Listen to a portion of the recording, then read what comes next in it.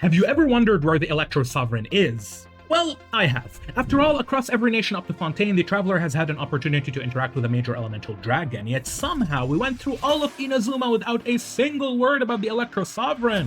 So, I decided to look for an answer amongst the stars, and that led me to the moon. In other words, there is something wrong with the moon in Teyvat.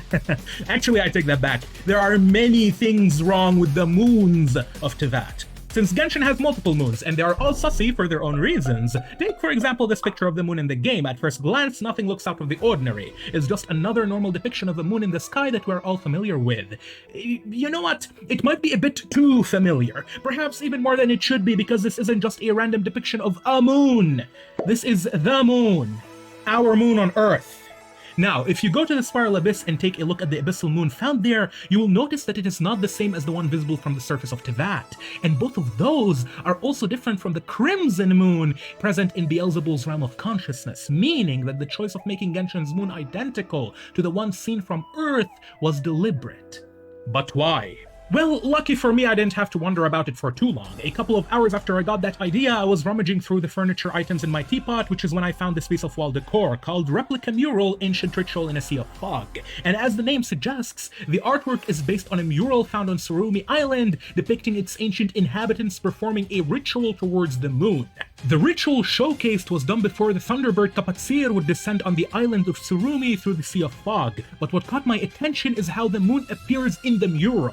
You've got this vaguely crescent shape to indicate that this is indeed the moon we are looking at, except it's not a real crescent since the outlines make up a full circle, and then you have the fact that a portion of it is completely hollow and see-through, with a couple of stars visible behind it and a few lines passing through it. The reason I am emphasizing this particular depiction of the moon is due to the fact that the art is based on the murals of Tsurumi Island, which means that this is what the people of Tsurumi would have seen thousands of years ago back then, and the moon visible from that island is not the abyssal moon or any other variation. It is the moon of the human realm, the one we care about right now, the one that looks identical to the real moon on Earth.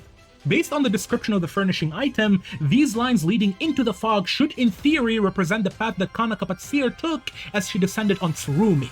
And considering that this path traverses the moon, it holds the potential to unravel the mystery behind it. But this is where we need to stop and ask a very important question. What exactly is the Thunderbird of Tsurumi Island? What is Kanna Kapatcir?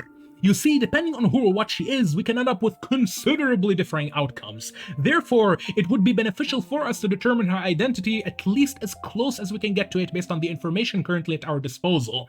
And unfortunately, we don't have much at our disposal, because somehow, even whoever's themselves don't seem to know what the hell she is, with official in-game sources contradicting themselves across different languages. Some calling her an eagle, or a hawk, or even an owl in Chinese, which, by the way, how the heck is this an owl? And then you also have the undeniable resemblance to Oz, so we can add ravens and crows to our list of birds of prey. So I'm gonna have to run purely based on mythology in addition to a few other clues found in game, and fingers crossed I get it right.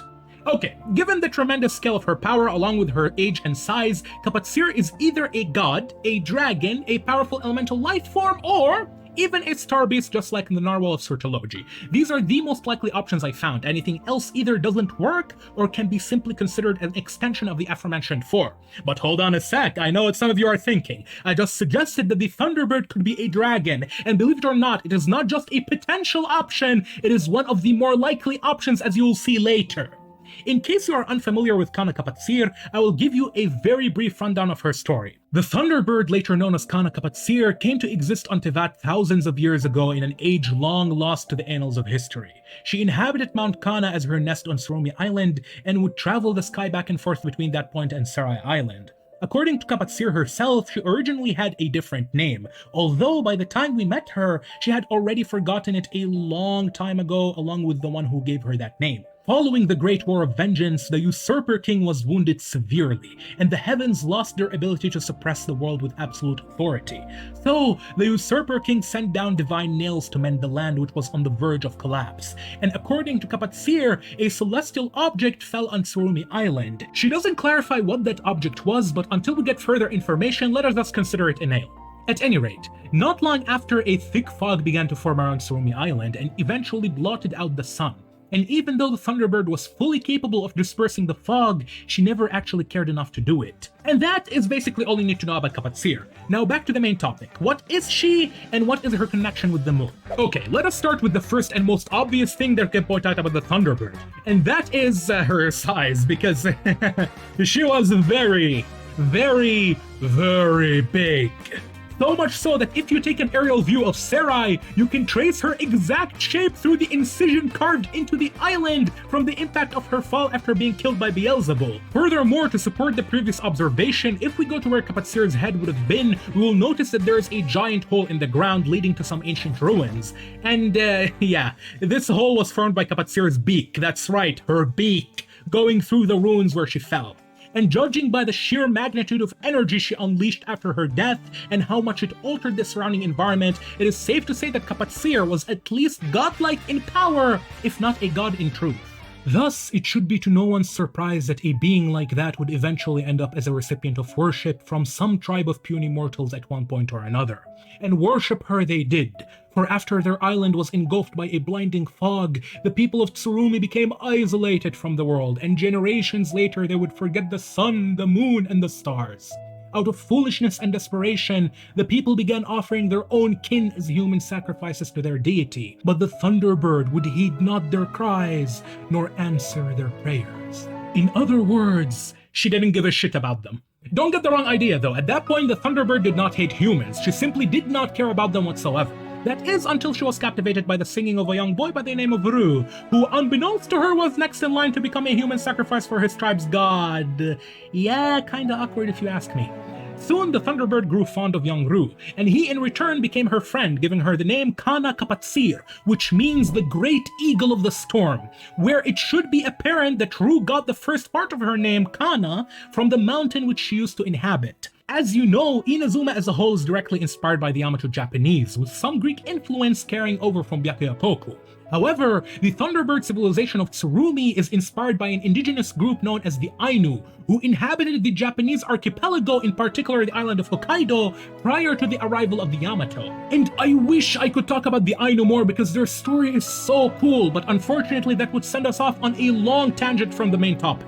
So instead, if you are interested in their history, there is this extremely well-made documentary by Kings and Generals detailing the rise and fall of the Ainu people across northern Japan. I'm gonna leave a link to it in the description. Now, the reason I am bringing them up is because the name of Mount Kanna on Tsurumi Island is derived from the Ainu god of lightning and thunder, Kanna Kamui, which is apparently one of the main characters in Miss Kobayashi's Dragon Maid, and while I haven't seen this anime, it's a cool Easter egg for those who did. Thus, it should be obvious that the Thunderbird Kanna Kapatcir in Genshin serves the same function as the Ainu god Kanna Kamui, which in Japan is depicted as a dragon. So, does this finally answer our question? Is Kanna Kapatcir the Electro Dragon? Well, not quite. And don't get me wrong, while she could very well be an Electro Dragon, I would have a hard time justifying her as the Electro Sovereign for a variety of reasons. And even then, there are other clues hinting towards her not being a dragon at all. But for the sake of argument, let us humor the idea that she is a dragon.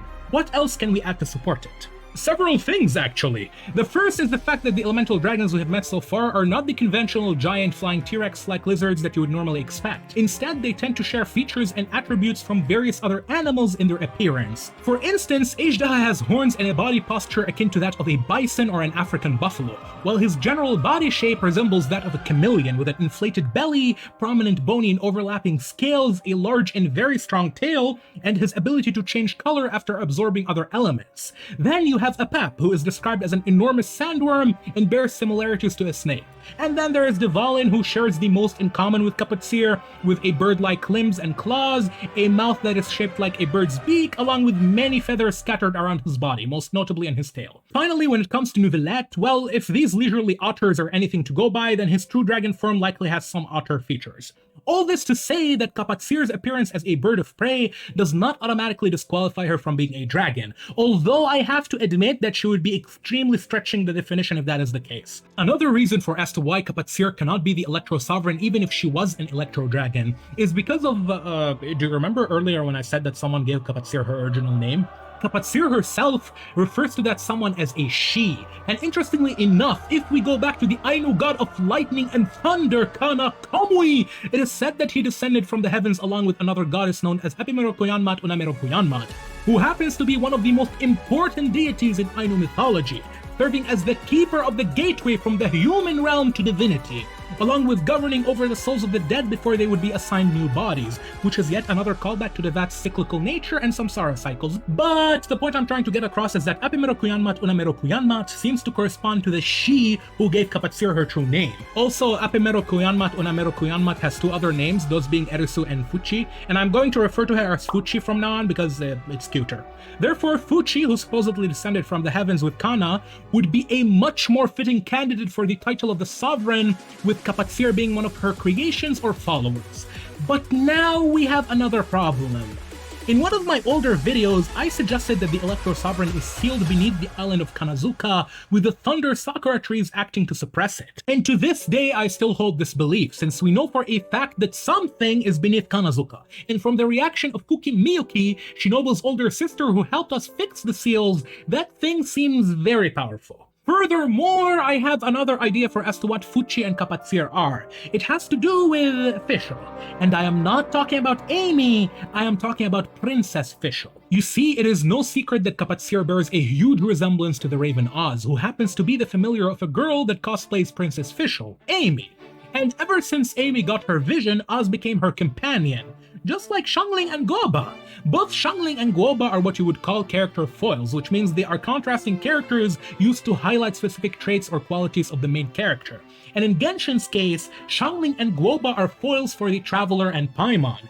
Think about it. Just like the Traveler, Xiangling spends her time exploring Teyvat in search of great delicacies to improve her cooking, while her companion Guoba used to be a god known as Marchosius, and the Traveler's companion Paimon is very likely a god as well. However, Oz is not like Marchosius and Paimon. He is not a god, rather he is a product of Amy's vision, a manifestation of her ambition, a manifestation of her fate.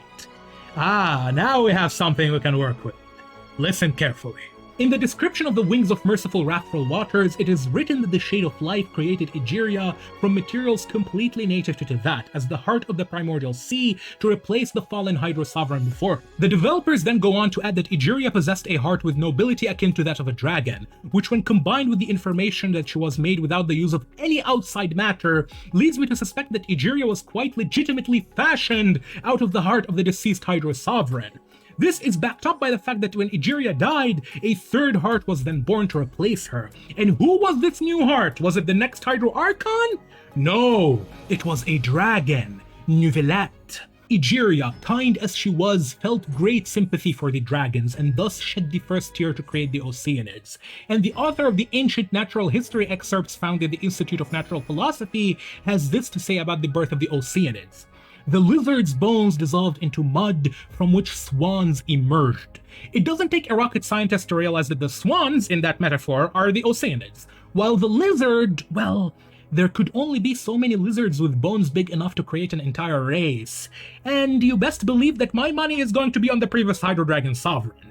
This explains why the Hydro Mimics from the Narcissus and Croy's adventure questline go on and on about how the Oceanid in the Sealed Tower is an evil dragon to which Paimon protests. It is because the Oceanids were made out of the carcass of the previous Hydro Sovereign and thus would be fittingly draconic to some capacity. And surprise, surprise, when Kapatcir died, her power summoned the Thundering Manifestations, which are almost identical to the Oceanids in appearance. And even though what I said makes it sound as if Kapatcir is comparable to the Hydro Dragon Sovereign, in reality I am highlighting her similarities with Egeria.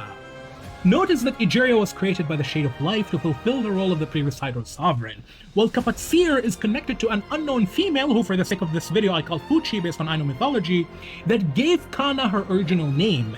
Therefore, I assume that this Fuchi is likewise one of the Shades of the Primordial One, probably also the Shade of Life, who created Kapatcir to fulfill the role of the former Electro Dragon that was put out of commission. But what could that role possibly be? Well, it brings us all the way back to the moon.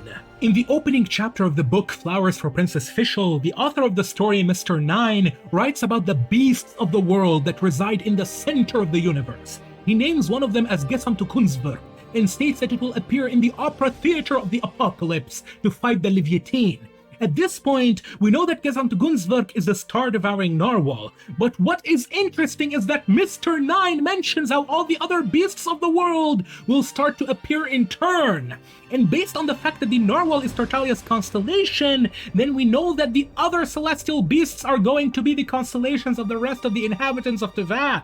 Now hold that thought for a moment. I'll shift the topic slightly and we'll get back to it.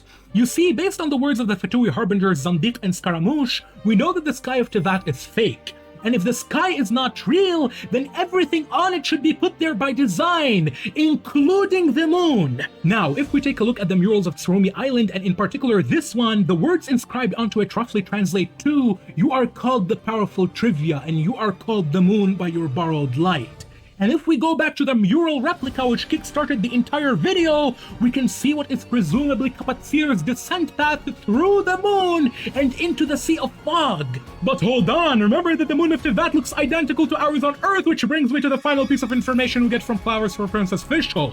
There it is written that those powerful enough will possess their own domains of consciousness where various parts of themselves and their power are stored. And in the Electro Archon Beelzebul's domain of consciousness, what do we find? We find the moon. However, the moon in Beelzebul's domain is not real, just like the one in Tevat's sky. But if the moon of the human realm isn't real, then what is it? Well, think about it this way. What does a moon do? It reflects the light of the sun, which is a star, and the murals on Tsurumi Island go a step further to hammer in that point. So perhaps the moon is an imaginary mirror created by the primordial one to reflect the image of the star beasts beyond the false sky onto Tevat, and use them to govern the destinies of the puny mortals beneath the heavens. And since the murals of Tsurumi display the moon in conjuncture with Kapatcir's flight, along with Beelzebul's own connection to the moon, it isn't outlandish for me to suggest that this process is likely sustained through the authority of the Electro Sovereign. After all, remember what Beelzebul says. Waking world, you seem woven from the stuff of dreams. All shall fade away. And this makes me wonder. When Kapatcir tells Rue that she heard the songs of the rabbit, the fox, the boar, the fish, and the worm, was she talking about the animals of the wilderness? Or the beasts she saw beyond the reflection of the moon?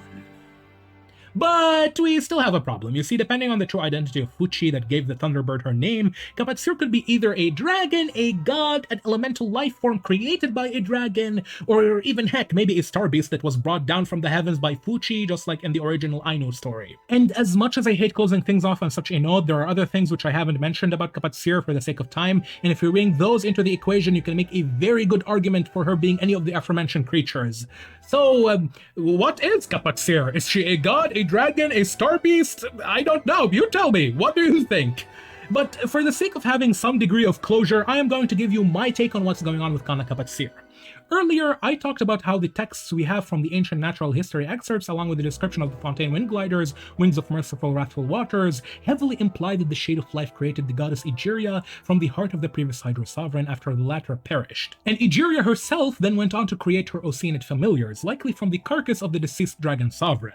Following that same line of logic, remember that the thundering manifestations, which are essentially Electro-Oceanids, were formed from the remnants of Kapatcir's power following her death at the hands of Beelzebul. Therefore, the she who presumably created Kapatcir would either be the former Electro Dragon or the Shade of Life, and I am currently leaning more towards the latter for a few reasons. You see, gods are the manifestations of their own constellations. They are the incarnations of their destinies, hence why each god is associated with an ideal to which they follow and adhere. This means that Morax is the constellation of Zhongli, for example, and many gods such as Morax and Amun are depicted with a sun behind them. The sun is a star, and since gods are their own constellations, then star beasts might be the god form of the mortals when they ascend to Celestia, which explains why Vanessa became a falcon following her ascension.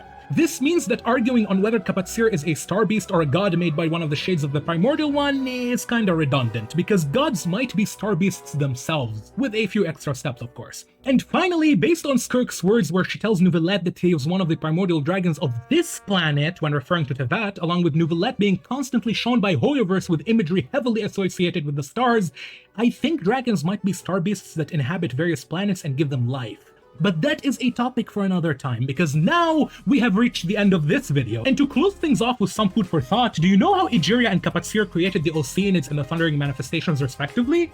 Well, you know what else looks like those creatures? Sealies! Sealies look almost identical to them. And since we have Egeria and Kapatcir with their draconic connections, along with the Oceanids being likened to dragons in the Narcissus and Cross Adventure Quest, so what does this say about the Sealies?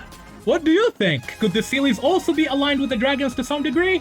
I wonder what this implies regarding my previous theory about the Conrians being Sealies. I might have to revisit that at some point in the future.